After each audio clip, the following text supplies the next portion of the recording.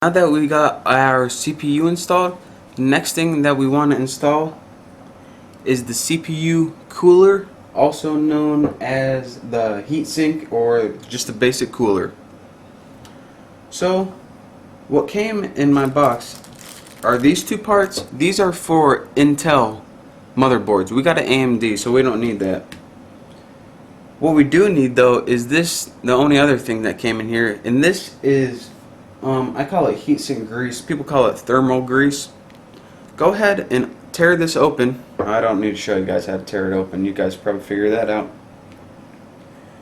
And what we're going to want to do is apply it right here.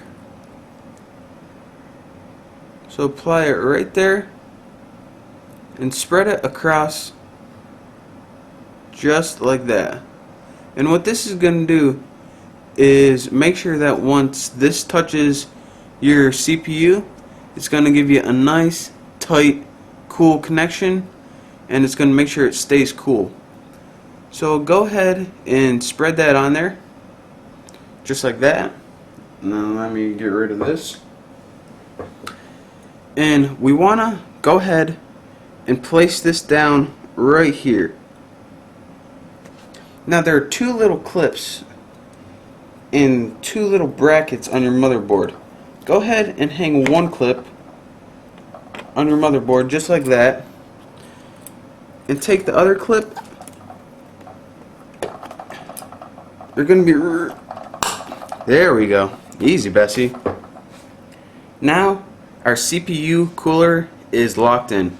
Now this is different than an Intel motherboard. On an Intel motherboard there are 4 plugs on either side and buttons you press into, but on an AMD it has a built-in bracket.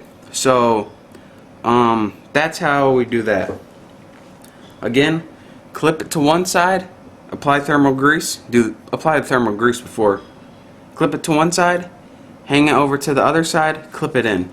And it actually was a lot tougher than I remember it being. So once we do that, we can go ahead and hook it up to our motherboard. Go ahead and take this off.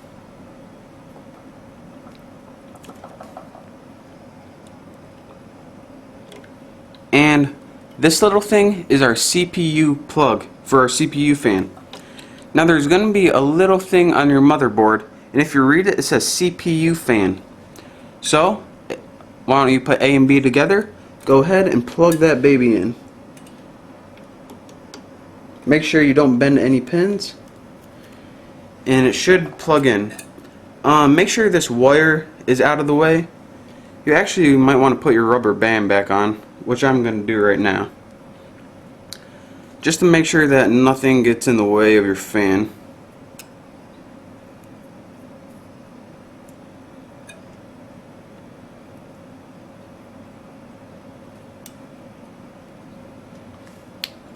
So now we install our CPU fan. We are ready to move on to the next component.